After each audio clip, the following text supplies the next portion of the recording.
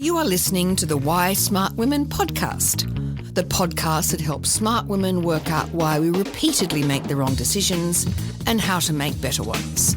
From relationships, career choices, finances, to faux fur jackets and kale smoothies. Every moment of every day, we're making decisions. Let's make them good ones. I'm your host, Annie McCubbin, and as a woman of a certain age, I've made my own share of really bad decisions. Not my husband. I don't mean him, though. I did go through some shockers to find him. And I wish this podcast had been around to save me from myself. This podcast will give you insights into the working of your own brain, which will blow your mind. I acknowledge the traditional owners of the land on which I'm recording, and you are listening on this day. Always was, always will be, Aboriginal land. Hello everyone and welcome back. This week is part 2 of my discussion with Jon Guy, who, if you listened to last week's episode, you'll know spent 17 years in an American prison, and while he was there discovered atheism, critical thinking and skepticism, read over 750 books and wrote a brilliant book himself called Think Straight, which is one of the best books I've ever read on critical thinking, and it's lauded by academics all over the world, so he's a pretty interesting guy. So, my friend Kim, who listens in every week, I don't even have to pay him for this service, he apparently just likes the podcast, so Kim has told me that I use terms which I am familiar with but which are not in wide usage, so I should explain them, which I will from now on. So the first term, which is coming up in my interview with Jon, is the Socratic method.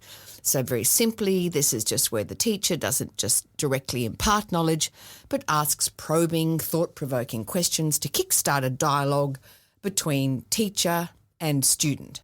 The second is confirmation bias. So just to lay the groundwork down, we may feel like we're making rational decisions, but our thinking is riddled with cognitive biases. We're unaware of these biases, but they drive our thinking and our decision-making. Now, one of these cognitive biases, and by the way, one of the most entrenched in our thinking, is confirmation bias. Now, this is a psychological term for our very, very human tendency, so we all do it, to only notice evidence or facts that backs up what you already think. It's like you will twist the facts to fit your beliefs.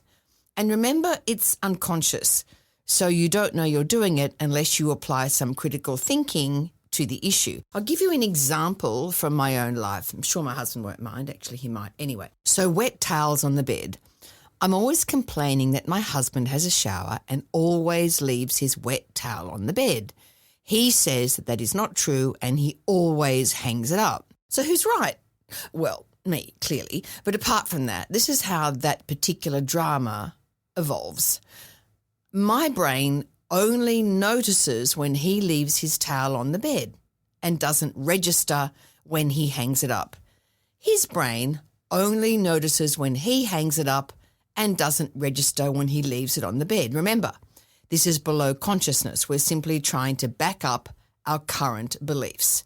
I've had to resort to taking pics every day so that I have photographic evidence that his towel behaviour is disappointing. I'm up to day 24, so far I'm winning, which is simultaneously irritating but also satisfying because I really like being right.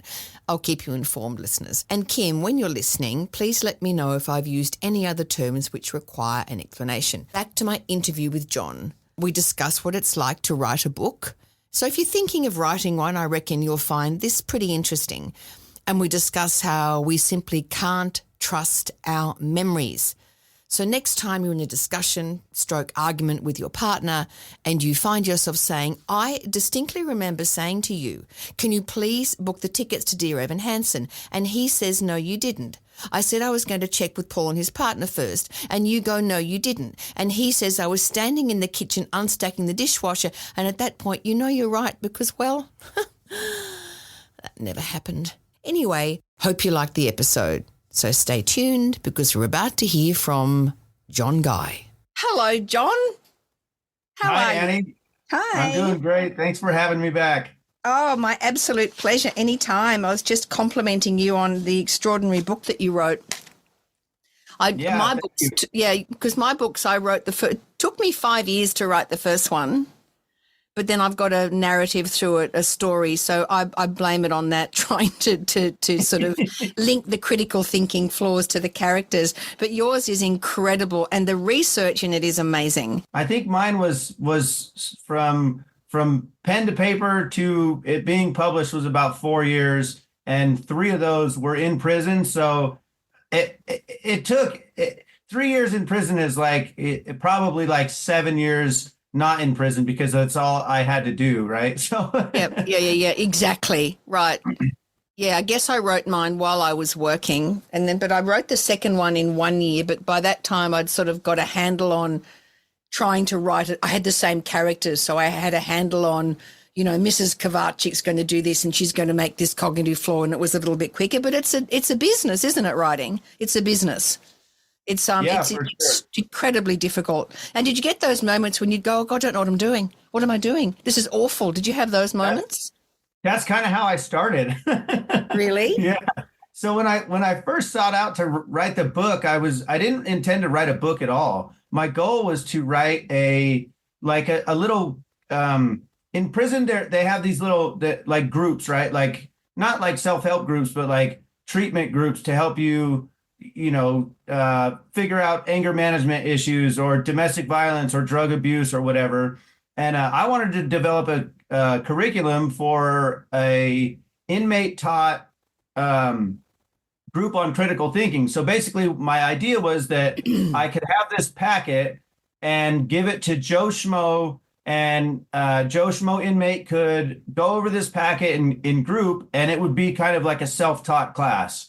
And so that's what I was doing, right? So I thought, okay, I know this topic pretty well. I had been pretty heavily involved in reading skeptical periodicals and books and stuff for a while. And I sought out to write this curriculum, and pretty quickly realized I don't know shit about this topic, right? When you get into when you really get into the details on something, and you are actually conducting like really serious research on something, you kind of realize that I don't really know much about this at all, right? So I would go to write something about, let's say memory, for example. I wrote a chapter on memory, but I didn't know the depths of like the neuroscience behind memory, or the different theories about how memories are stored or how they're recalled. And like, I didn't know any of that, right? So when I sought out to write that chapter, I was like, okay, cool. I'm going to write a chapter on memory. And then you start digging into the research and you're like, whoa. There's a whole world here that I had no idea about. And I kind of like that example now that I think about it. So when I wrote that chapter, are you familiar with Elizabeth Loftus? No. Oh, So maybe. Tell me. she's a memory researcher. She's done probably hundreds of studies on memory. She's the world's foremost authority on anything related to memory, pretty much. And I was in prison. I had finished the chapter, and I sent her an email. Well, through my mom, I had my mom send her an email on my behalf, asking if she would be willing to review my chapter that I had written on memory. And she agreed to do it. So I sent it to my mom. She emailed a copy to Professor Loftus, and she sent it back with like, I don't know, maybe a half a dozen little notes like, hey, you might want to correct this, or this has changed a little bit or whatever. But, otherwise, this is an excellent chapter on memory and a great contribution to the discussion. And I got that from Elizabeth Loftus. It was like, wow, that was really, it could have been completely in the other direction. And kind of funny part of that is when I was going through the publishing process, my publisher asked if I could, because I told my publisher that my book hadn't been peer reviewed, but it had been reviewed by my peers, right? So I had done the same thing I had done with Loftus, with a lot of different academics and professors for every chapter that I wrote.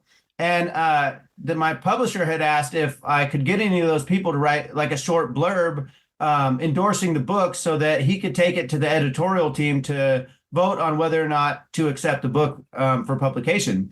And so I reached out to Elizabeth Loftus and asked her, and she said, I would love to do that, but I don't remember reading that. No. Oh, no. Oh, that's so funny. Oh, that's so funny. Yeah, we get picked up and dropped, don't we? How funny. Speaking of memories, I note in your book you say memories are like an old man telling stories. Do you want to just talk a little bit about that? It's an interesting metaphor. That's actually not my metaphor. That's from Guy P. Harrison. He had, I don't even know if I can remember that metaphor completely. It's if I remember right, that's funny that I can barely remember the No, story. sometimes I can't remember what I've written either. People are like, that was really great when that character said that. I don't even remember the character, let alone what they said. Yeah, you end up using your own book as like a reference guide, right? No, it's funny. So I don't know. Let me ask you this before I answer. Is it kind of like that for you, where is like you write a book and then at some point, like the book becomes smarter than you are about the topic, right? For sure. Yeah, because you can't reasonably retain all that information in your head at all times, and it just kind of takes a life of its own. At least that's been my experience with it. And also there's an interesting, I'm about to quote your book again, well, not quote, but recall what you said, which is that smart people, which we know, are not immune to falling prey to cognitive flaws, right, to making errors in judgment. And part of the reason for that is that smart people have better retention. So they sort of recall things. I'm reading that and going, I can't remember anything. I have no retention. Like when the book first came out, and I was in a bookshop with a friend, and we were trying to get the bookshop owner to host an evening, and she said, "What's it about?" And I just stood there. I said, "I don't know. I don't know. It's about critical thinking." It just went out of my head. And honestly, the number of times people quote things back to me that I have said in the book, like that was really pertinent to my life. I'm like, that's good, but I don't remember writing it at all. So I've had that experience too, where I've been like reading a post from somebody on social media or a tweet or something, and I have a sense that sounds vaguely familiar, and then I'm quoted at the bottom of it. Like I'm like, oh, that's why it sounded so familiar. I wrote it. I know. Well, I think it's a funny thing writing, isn't it? When you're in it, like at the moment, I'm sort of halfway through a third book. And then I'm trying to adapt the first book into a play. And then I got really sick with flu this year, which luckily I'd had the flu vax because I got influenza A, and I was really, really sick. I got pneumonia and everything. It was horrible. Anyway, while I was doing that, I thought, I might write, I've got an idea. I might write another play. So now I'm halfway through another play. I've got the play that I'm adapting for the first book, and I'm writing a second book. Anyway, then I got busy and I was doing the podcast, and then I went back to my computer and I couldn't remember which was which. I was like, oh, that looks familiar. Oh, that's right. No, that character's in that play. Oh my God. Because when you're in it, right, when you're actually in the writing, I think everything falls away temporarily, doesn't it? Do you find that, John? I was just having this conversation with somebody probably within the last week. I was telling them, they were asking me about what it was like to write the book, because I had a comment like somebody had suggested they wanted to write a book, and I was like, do it. It changes you. And we got into a conversation about it, and I was like, I know that when I was writing my book, it wasn't just like when I'm sitting down at the computer putting words on the page that I was, invested in the project. It was like everything I saw in the world, right? I was like, thinking like, oh, this would make a great example to explain this particular phenomenon, or, oh, here's a real life example of this logical fallacy that I could throw in there, or like whatever it was. Like I was constantly like, my brain was just enmeshed in that project for like 3 years, and it really does kind of take over your world, doesn't it? Oh, 100%. And I think that's right. Everything, when I'm in it, everything I'm looking at, everything I hear in a cafe, every thought that goes through my head, everything that happens in the traffic, I'm like, oh, that's because of that. I should put that in. Yeah, I know. And also the thing, because I also minor fiction and non-fiction, fiction, and then the explanation is non-fiction. I'm a pants on fire writer, so I just start writing. I have no idea what's going to happen. I don't know what's going to happen. And it is true what they say, that the characters start talking to me. Like they've almost got a life of their own. I don't know what they're going to do, and then they will surprise me. And I love that. Like I find that the most sort of invigorating, fascinating process, because I'm like, oh, look, she's doing that. Yeah, yeah. If you can put aside 3 years to write a book, listeners, do by all means give it a shot. Give it a shot. So you can't remember this business about the memories are like an old man telling stories. Can you make something up, Jon, off the fly? Yeah. I think the metaphor was like an old man, telling stories, but as he tells the stories over the years, they constantly change a little bit. That's it. He embellishes a little bit here and a little bit there. And after a while, the story has really no similarity to the original event. It's just an embellishment on an embellishment, and that's kind of how memories are, right? Because we stamp a memory, and then as we recall the memory, it changes a little bit, and not just because of physical processes in the brain of actually pulling the memory.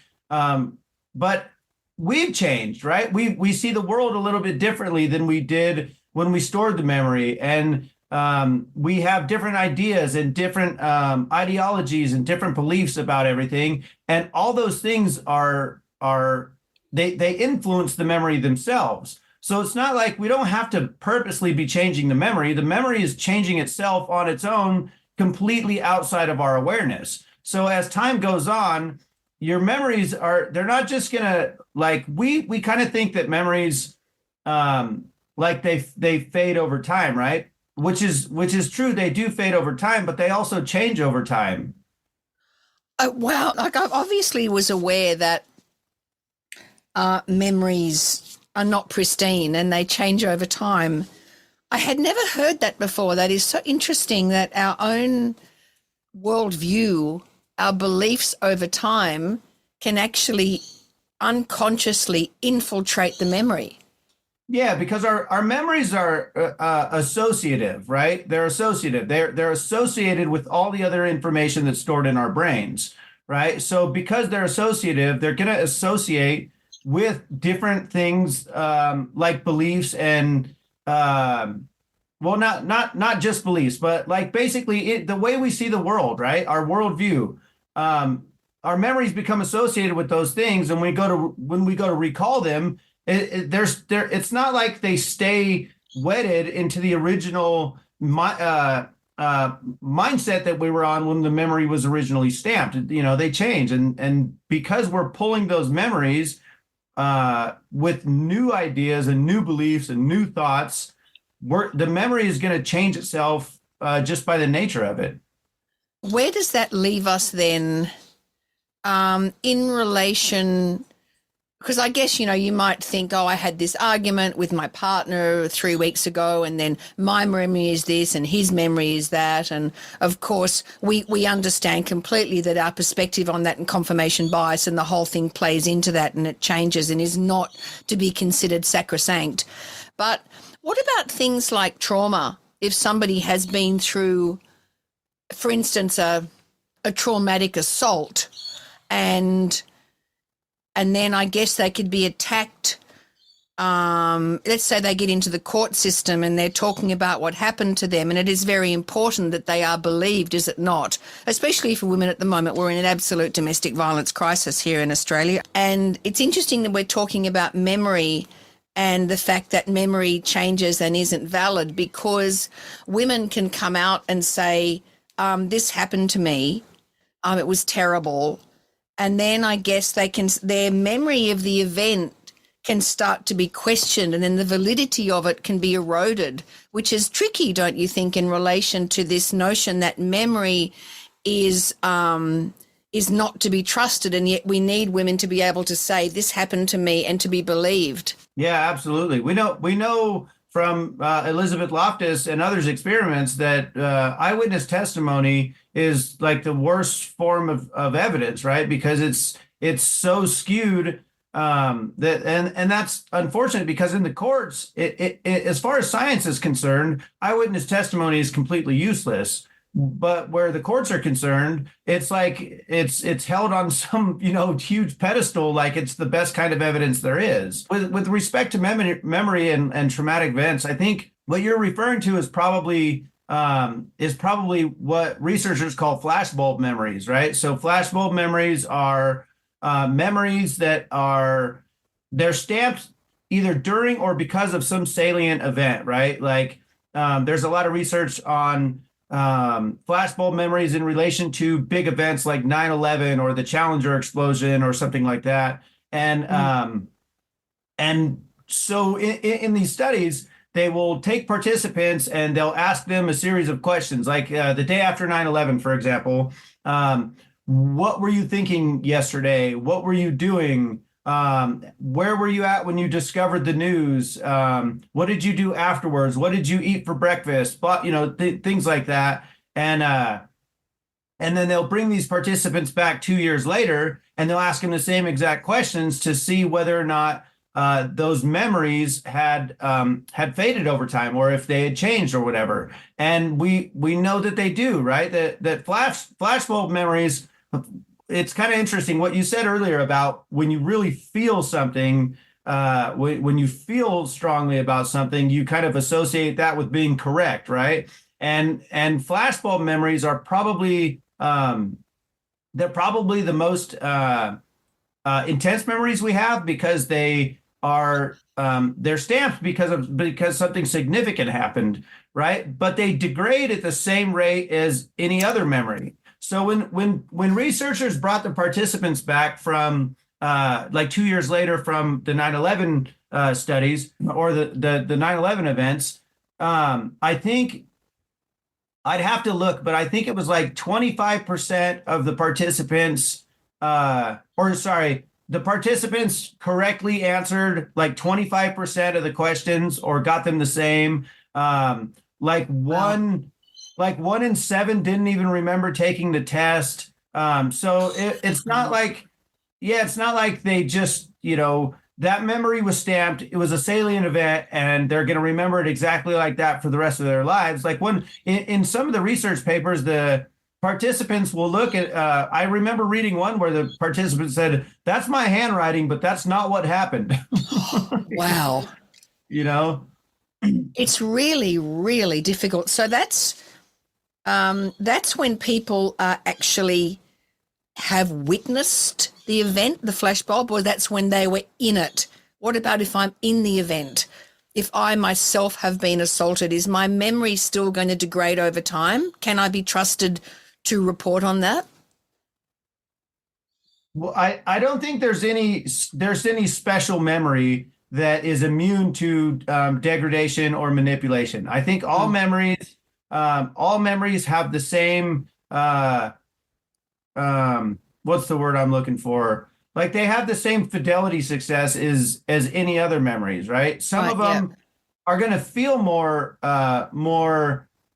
true or more realistic, but as far as the research is going, I'm not a memory researcher, right? So don't take this to the bank, but I don't think there's any memory that is completely immune to change over time. I don't think it is. It's tricky, isn't it? I think we're so, I know myself over the course of my substantial life, I've said to people so many times, I completely remember that's not right. I know what I said, or I know what I did, and we're so emphatic, and of course we're wrong. We're wrong. You can't know, right? Yeah. You can't know. Yeah, you can't know. That's so interesting about that. The other thing that I wanted, I guess, to talk to you about is your work on critical thinking, and I guess recidivism in our justice system. How much do you think can we impact on people's behaviour, people that do end up in jail, in terms of recidivism, if they did have better critical thinking techniques or skills on hand? I would love to know the answer to that question. I don't know. And I don't know that there's been any research conducted on rates of recidivism with respect to teaching critical thinking. I know there's a philosopher named Peter Boghossian, and he used to do classes on the Socratic method in the state penitentiary in Oregon. And I don't think he ever did any kind of controlled studies to see whether or not recidivism was reduced because of these classes on the Socratic method. But I have a hard time believing that you can learn critical thinking skills and leave incarceration making the same poor decisions that you did before, right? That seems. I don't know that that's the case, right? And we know, like, teaching children critical thinking skills has a huge number of benefits, right? Whether it's from their social lives to their cognitive lives to their even down to their math skills, right? Teaching critical thinking is hugely impactful for children as far as their education goes, their social skills, their success later on life. There are zero downfalls to teaching children critical thinking. Teaching adults, it might be a little different. I'd like to think that it would be just as beneficial, but I have no idea. And I would love to see some research on that. I would love to see some research as well, because, of course, we know the general population. I just know anecdotally that I talk to people about critical thinking and they don't even know what it is. You know, the fact that all our decision making is flawed, that we all make poor decisions because our analysis skills are just so, there's so much paucity in our analysis skills. It really frustrates me, and David and I do quite a bit of work in big corporates. We do training, and for my money, teaching people that are in charge of making these big decisions, critical thinking skills would have to be the first port of call, would it not? If you don't know what's driving you, if you don't understand that you're making emotional decisions and that these massive decisions are being made in these big corporates with the government decisions on everything, and people don't understand the process, I just find it astonishing. It's just not, it's not a well-known skill, is it, in the general population? Yeah, not at all. I've had the same feelings that you just expressed about people have no idea what that even is. Like when I meet people in my day-to-day life and somehow the book comes up, they say, well, what's the book about? It's about critical thinking. I don't know how many people go, oh, really? Let me tell you about what I know about critical thinking. It's always like, well, what's that? You know?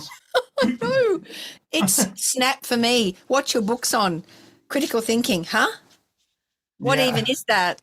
And of course, you know, I have aimed mine at women, and although anybody can read them, because in my opinion, women are mostly targeted in terms of marketing, right?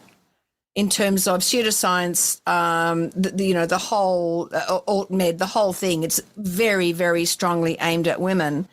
And, you know, I have a lot of women in my age group that are divorced and are trying to form new partnerships. And then they meet someone and they say to me, oh, we had a really great night. I've got a really good feeling about him. And I'm like, you don't have any idea who that person is. You haven't got the first clue. You know, psychopaths are awesome at looking charming. Like, charming doesn't mean good. And yet that very basic thing, that initial impression that we get, that flood of feeling is not valid, seems to just not be discussed. Would you agree with that? Yeah, I think I said something in the book to that effect when I said, you know, sometimes we say something like, I can just feel it in my gut, or I can feel it in my bone. But, you know, guts and bones don't think, and the organ that does is hugely flawed. And that's kind of what the aim of critical thinking is to understand those flaws so that we can better navigate our lives and make better decisions. Yeah, that's so right. Guts and bones don't think, and yet our vernacular is full of it, is it not? Right. And women especially have got, I can feel it in my waters. Women who don't vaccinate their children because their mothering instinct tells them that they shouldn't put toxins into their body. I'm like, yeah, your mothering instinct is just way off. You are way off. But the fact it's got mother before it, an instinct, it lends it some validity. The last thing I want to ask you about, because I don't want to hold you up too much, is the notion of relativism, which I find really interesting. I really, would you mind unpacking it just a little bit for me, the notion of relativism and how it impacts on our lives? Yeah, sure. That's it. Out of all the interviews I've done, I don't think anyone's asked me about relativism, but that was it. I love it. Yeah, that was actually a detour that I took in the book because I thought it was important to get into that, right? So it's kind of a short chapter, but good though. It's great. Yeah, thank you. I had a lot of fun writing that one. Relativism is the idea that let me think of the short version. If something can be true, well, something can be true for you, but not true for me, right? And that's that's not the case, right? Reality doesn't revolve around human thoughts, right? So something is true or false, irrespective of your or my thoughts about that thing, right? So so there's some things that are genuinely relativistic, right? Like if you say that I'm a really big fan of Salvador Dali, right? And maybe you like as far as deceptive art goes, maybe you say, oh, well, I like MC Escher, right? Yep. And you say, well, MC Escher's better, and I say, well, Dali's better. Well, I mean, that's because we can have those things can both be true, right? Yep. MC Escher can be better for you and Dali can be better for me, but that's not because that there's some truth about the art that lays intrinsically within the art, right? That's the truth about the matter is within our subjective opinions about the art. Yeah. So that kind of thing can be true, right? But like homeopathy, it's true that it works for me, but it's not true that it works for you because you don't believe in homeopathy. That's not something that can be that can be founded in reality, right? Because homeopathy works or it doesn't work. Right. And it doesn't matter what you think about it. You can't magically make it work by believing it works because there's no mechanism of action there, right? Like there's no magic energy that goes from your brain into a homeopathic pill and then it makes it right. Your stomach converts that into miracle potion. It doesn't work that way, right? Yeah, absolutely. I was just thinking of something else then around the oh, that's right. Where does this fit in? I find it so fascinating. Where does this fit in with special pleading? Because I know that with psychics, you put them in a room and then they have sort of conditions, testing conditions, and then they say, well, the reason that the psychic experiment doesn't work is because you're here and you don't believe. Is that around relativism as well? I don't know if that would tie into relativism because relativism is more about. Let me back that up. The psychic's excuse is more about saving face rather than I don't think they genuinely believe that my psychic power it just goes away because there's a skeptic here or because the conditions aren't properly met when most of the time they've already agreed to those conditions before they try to put their psychic powers to the test. Let's just take the fact that gravity is real, right? And you have let's just take that. So gravity is either real or not real. So the fact that maybe I don't believe in gravity does not affect the fact that gravity is real. Correct? Not in the least. Yeah, try it. Yeah, nobody who doesn't believe in gravity has ever jumped off a building and defied it, right? Yeah, that's right. Thank you for answering that, Jon. Now, is there anything else? I just want to talk to you every week now. I we have got so much to cover. That was really, really fascinating. Thank you so much, and thank you for giving me your time all the way from America. We're all going to be waiting with bated breath now to see what happens in November. What do you think is going to happen? Go on, throw your hat in the ring. What do you reckon is going to happen? Oh, I have no idea. I'm not a political commentator. I can, even though I can run for office now, and apparently I always have been able to, I can't vote. So I don't get, I don't know if I want to throw my hat out there. I know what I want to happen, but I don't know what's going to happen. And, those things can change. Some event could happen between now and November that could change everything. So I don't know. I don't want to speculate. Okay, don't speculate. Don't. Well, I'm not going to speculate either. I'm just going to say it's been fantastic talking to you, and thank you so much for your very valuable time. And thank you for being such a fantastic advocate for critical thinking, because God knows we need every single one of us out there trying to spread the word, do we not? All oars in the water, Annie. It was my pleasure to be here. Okay. Thanks, Jon. See ya. Okay, bye. Thanks, smart women, for listening. That was Jon Guy, who is an absolutely fascinating skeptic and writer of Think Straight. Talk again soon. Thanks for listening. Bye. Thanks for tuning into Why Smart Women with me, Annie McCubbin. I hope today's episode has ignited your curiosity and left you feeling inspired by my anti-motivational style. Join me next time as we continue to unravel the fascinating layers of our brains and develop ways to sort out the fact from the fiction and the over 6,000 thoughts we have in the course of every day. Remember, intelligence isn't enough. You can be as smart as paint, but it's not just about what you know, it's about how you think. And in all this talk of whether or not you can trust your gut, if you ever feel unsafe, whether it's in the street, at work, in a car park, in a bar, or in your own home, please respect that gut feeling. Staying safe needs to be our primary objective. We can build better lives, but we have to stay safe to do that. And don't forget to subscribe, rate and review the podcast and share it with your fellow smart women and allies. Together, we're hopefully reshaping the narrative around women and making better decisions. So until next time, stay sharp, stay savvy, and keep your critical thinking hat shiny. This is Annie McCubbin signing off from Why Smart Women. See you later.